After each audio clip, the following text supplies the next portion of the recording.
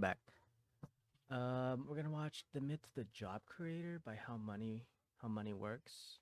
I think it's about like Jeff Bezos and motherfucking what's his name, Bill Gates.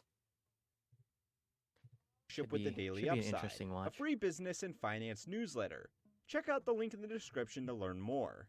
When you hear the words job creator, one of two things come to mind. According to a poll I ran last week, about 70% of you will think of an entrepreneur running a company that gives jobs to workers, who About will right. then, thanks to them, be able to afford to put food on the table and a roof over their heads. The other 30% of you will be thinking of a fat cat business owner who uses the fact that they employ people as an excuse to lobby for lower taxes, looser business regulations, and less severe punishments for their actual criminal behavior. It's like a pretty odd thing to go straight to, like who are are they not supposed to hire people? Like who if someone starts a business, who the fuck are they supposed to hire if not people? That doesn't, like, why would you go straight to like, oh, they're all scam artists, even though they made a job for at least, even Theranos, that lady was like a massive scam artist, but she still employed what, like 500 people. I mean, for those 500 people, that fed 1,000 family members. So it's, she might have been like skimming a bunch off the top, but there are still other people that benefited it and didn't know that they were scamming people. Jobs and job creation is a highly politicized issue with some of the most polarizing people in the world at the center of the debate. Depending on who you ask, Elon Musk is either a genius or a fraudster. Jeff Bezos has given work to millions and pushed for a $15 minimum wage, but he has also allowed systems to exist that make the same workers piss in bottles to keep up with hourly quotas.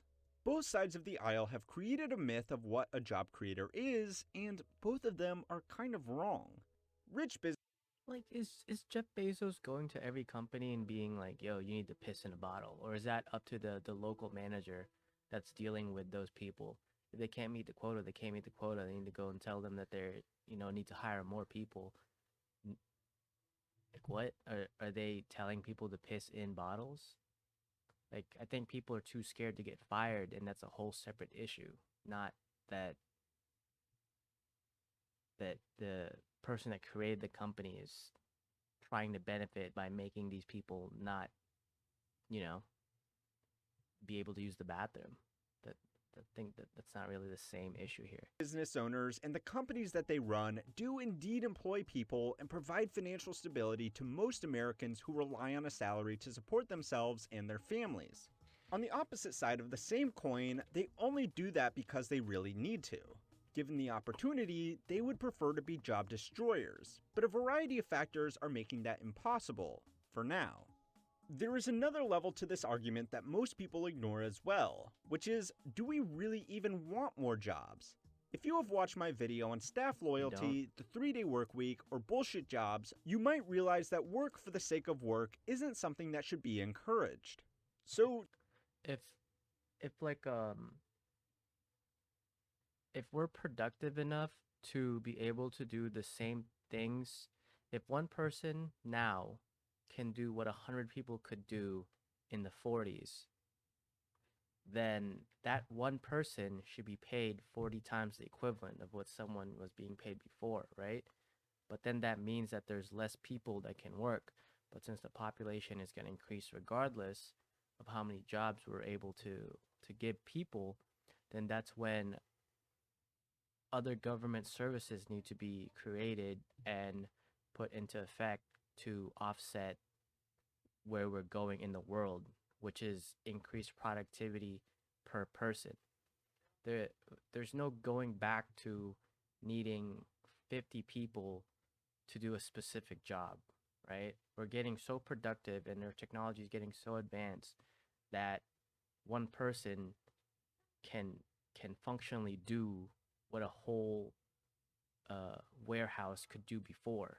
So before you would need, let's say, 100 warehouse workers to package something, but now you need 10 engineers to ensure that the packaging robots, the packaging service line is working and maybe you need some maintenance people to come from time to time to maintenance it, while you have one person that's always there to ensure that everything's going well.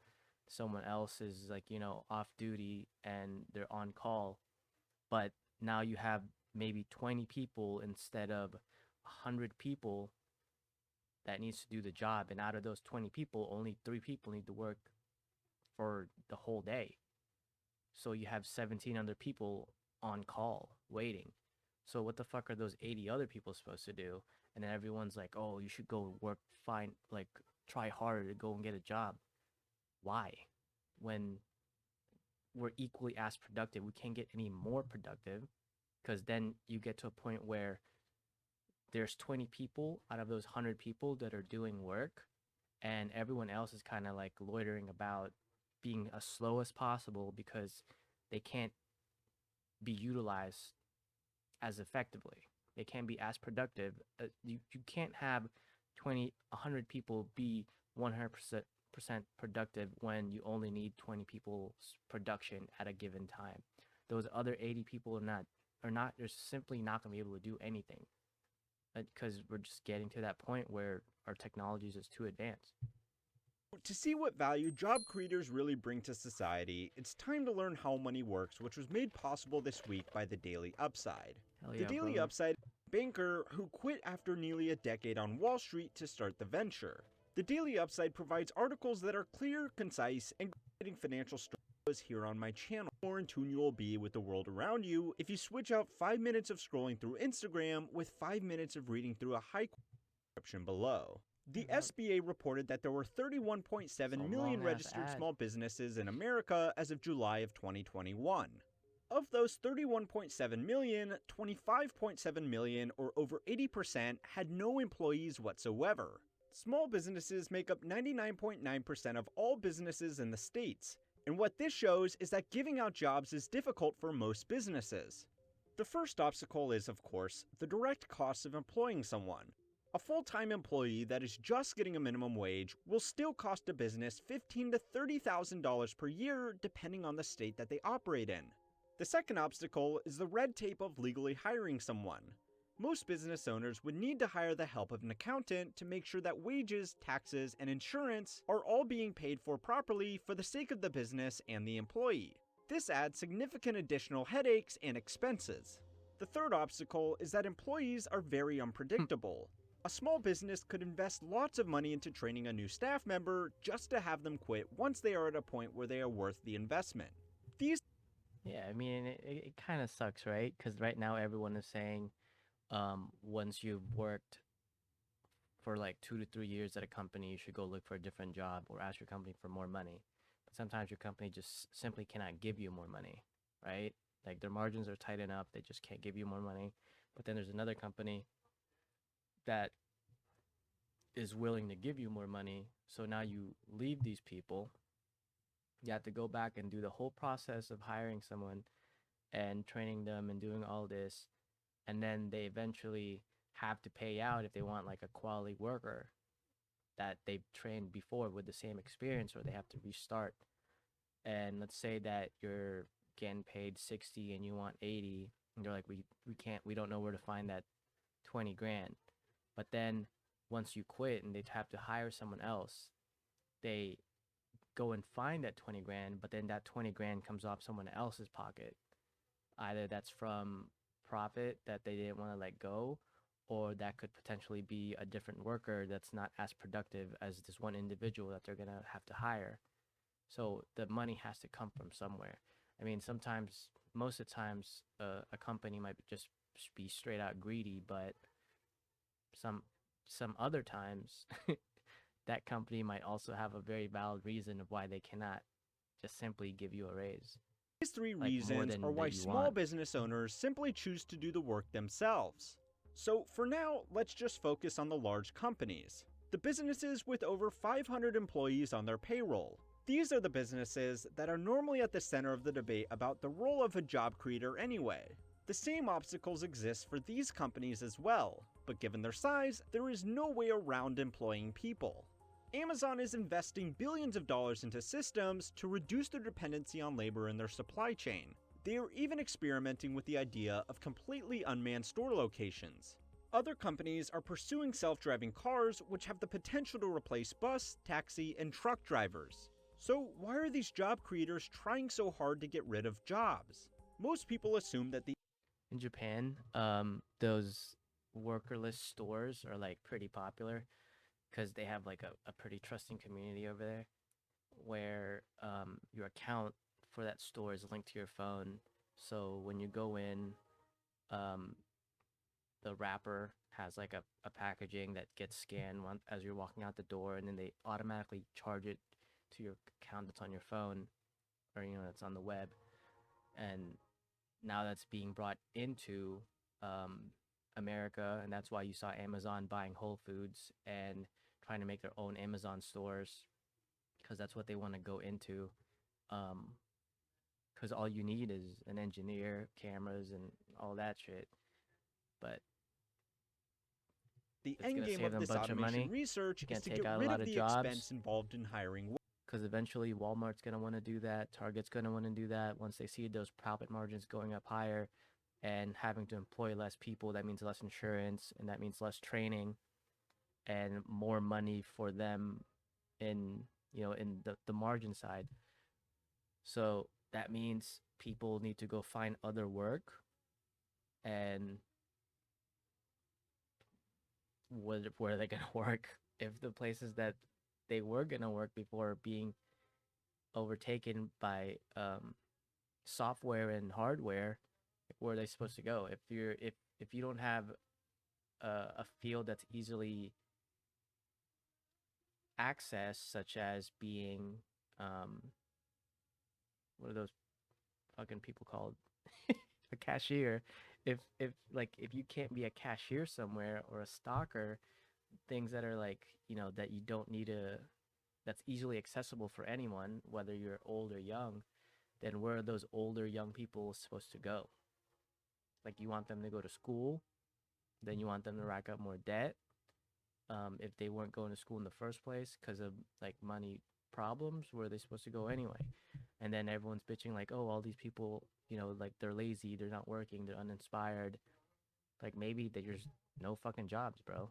Maybe all the jobs that people need require them to get degrees that they can't afford because they can't get jobs to fund those degrees. Maybe education should be free.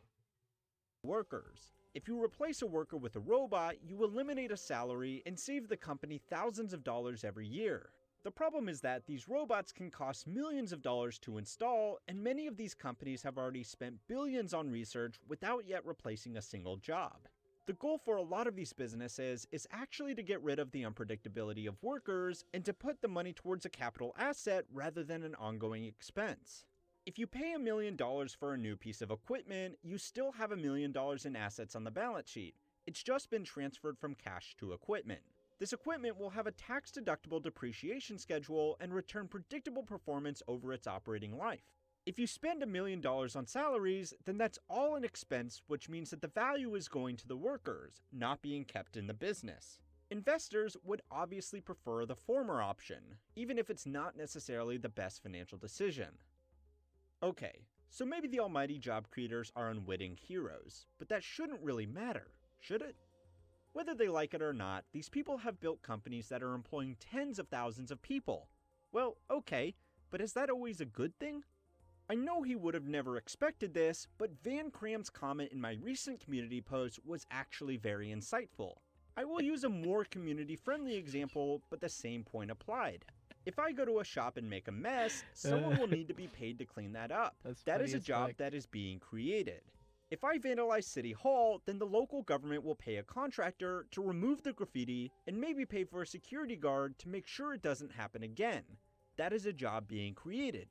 The distinction here is that these jobs are being created to fix or otherwise avoid the destruction of value rather than participate in the creation of value.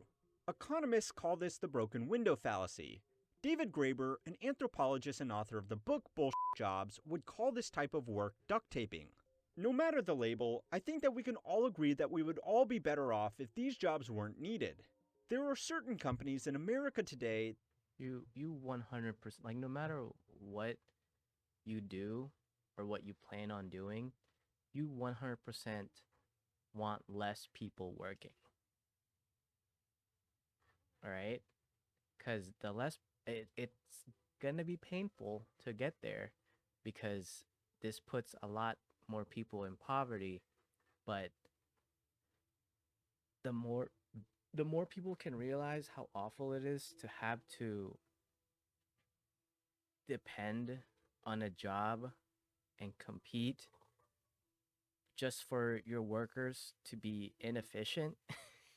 Like if you're not a business owner, and and then you think about this from their perspective, you train, you have to hire a certain amount of people to make sure your whatever you're doing is operating effectively, right?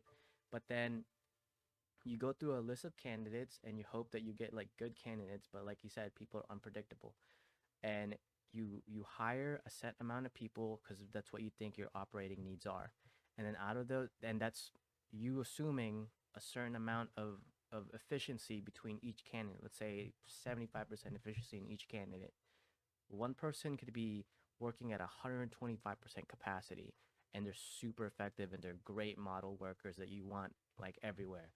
But then you have three people that are working 20% because they see that one person working 125%, that they don't realize that they're bringing down the company because they're not working as effectively or even in the median range of what they need to be working at. And all that money is being wasted because you're hiring people. But now my point is that these people working are living in what America would like to call the middle class, where they're not in poverty, but they're not rich. Even though in the long run, they're just poor. They're equally as poor as the person in poverty, they're just not there yet. And if you're not a multimillionaire where you can do what you want, is starting a business, whatever the case is, then you're a worker. And if you're a worker, then it's either your turn to be middle class or your turn to be poor. And the more poor people there are, and the more people realize that being poor sucks and living below basic needs suck because there's not enough jobs for the amount of people there are, then the faster the government can help implement services to help. I'm not talking about fucking welfare services. I'm talking about actual services for everyone, regardless of what you're doing. Um, i.e., a UBI, where people can choose and be more selective of where they go, and whether they use their newfound money to sustain them. And what most people like to think of what's going to happen is like their bottom feeders not doing anything. Maybe they'll stay there. Maybe now they have a bigger chance to have that UBI, get a job, look for a productive job, and go get an education. Or maybe they just get an education so they can do something else. But it gives people more of a choice rather than scrounging for $7.25 to be less productive, when that person that's making $7.25 could that he's like a cashier, could be a fucking fantastic electrician, but he just doesn't know it.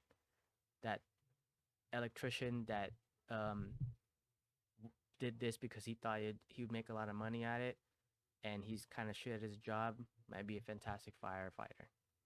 Like, gives people choices, gives them time to think, gives them moments of clarity to go and pick and choose where their mind, heart, or assets, skill sets is taking them. Like, it just gives people the chance to breathe.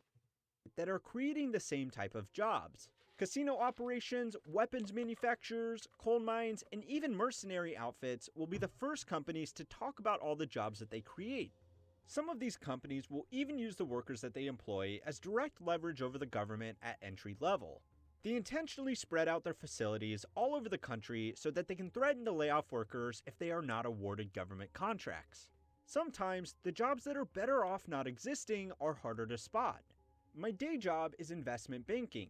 Many of my colleagues have advanced degrees in medicine, physics, chemistry, and computer science. They choose to work in the industry because they would make more money as a quant than they would as a scientist. I understand the choice that they made, but they would do more good for the world if their investment banking jobs did not exist. The truth is, you probably believe one of two myths about job creators. You either believe the myth that they are heroes creating livelihoods for millions of their fellow Americans, or you believe the myth that they are fat cats profiting off labor of exploited workers who they then turn around and hold up as an example of good they are doing. The truth is, the people that we normally think of as job creators don't really create jobs at all. They create systems. Jeff Bezos. If if you want to be, if your goal in life is to be a millionaire, billionaire, whatever the case is, you do not have enough time as an individual to be a billionaire. You need to siphon off other people's time to be a billionaire, because you cannot give enough goods and production by yourself to become a billionaire. You would need other people's time to do things for you to make you money, while you give them a percentage of whatever that is. It's the only Created a possible way. system for a convenient online shopping platform and a web hosting service. This system extends beyond just the Amazon corporation itself and includes subcontractors, legal firms, partner businesses, and governments all over the world. Jeff Bezos has either directly set up these systems or was responsible for employing someone who hired someone to set up the systems that make Amazon run. Jeff is no longer the CEO, but when he was, he would work with his chief operations officer, who would hire and oversee regional directors, who would manage sales representatives, who would sell server hosting to businesses. A byproduct of this system is that multiple layers of employees were hired, and a separate business was able to launch their website without needing to invest in server hardware. If Jeff could create a system where profit was made without these other two side effects, he would surely do it, because in the eyes of a businessman, these other two outcomes are just cost centers. The wealthiest businessmen in the world don't create jobs, they create systems. Some of those systems require a lot of manpower, and some of those systems need very few people. Some of these systems do wonderful things, and greatly improve our everyday lives, and some of these systems serve only to benefit themselves. Some of these systems do great things while employing very few people, and some employ millions while harming society at large. So the next time a CEO or a lobbyist gets up in front of Congress and talks about all the jobs that their business creates, make sure to remember that given a second chance, they would do away with every last one of their salaried employees. The only problem is they haven't figured out how to. Yet. Now, if you're wondering what value these lobbyists add to Matter of society, make sure you check out my video where It's a matter of time, man. That's all it is. Eventually, people will slowly realize that these companies, they they will figure. The more we demand money from companies, the more they want to figure out how to not give you money, right? Because you're not giving them added value to, if because they've been getting away with giving you half the amount that you're asking for. Why would they give you double when you're not giving them double the amount of production? So what they're going to end up doing is what they already are doing, is investing in things that don't ask for money, that has a lump sum payment, and that will work for a certain amount of time, whether that's 30 or 40 years, because you have, kids, teenagers quitting after 3 years. You have adults working in industries, job hopping every 3 years. Big companies are trying to figure out how to stop that and how to be more effective with their money. Because if they think that it's going to cost them 5 million for 5 people for the span of 10 years, then they're going to look for a machine that can do what those people can do for that amount of money. And once they've found that, then they'll just replace those people. And then they don't ever have to hear about it again. Just like McDonald's has been making shops and trying to do like if you go to Europe, most McDonald's there have cashierless places where you order everything off of a machine and the people in the back are just putting the food in the bag. So that took about what, like 5 years, 5 to 10 years. So in another 5 to 10 years, they're gonna figure out how to assembly line every single place where you just pop your order, and instead of a person in the back putting your food in a bag, it'll just be a crane putting your food in a bag and then giving it to you. And then now where the fuck are all those kids supposed to do? Like what are they supposed to do? So it's definitely something that we as citizens need to bring up to our government, not necessarily to the corporations. The corporations don't give a fuck. We need to go tell our representatives that we need help in the long run. And no matter how hard they try to fight it, no matter how uninvolved we are, eventually it'll get to the point where it's just gonna have to happen. That's just what's gonna have to happen. There's no, like, it, like, we could maybe speed it up, double speed it up, and get it done in the next 15 years, or we wait 35 years from now where they're gonna have to do it anyway. But regardless, it's gonna happen, and it's probably gonna happen in our lifetime. See you guys later. Stay safe.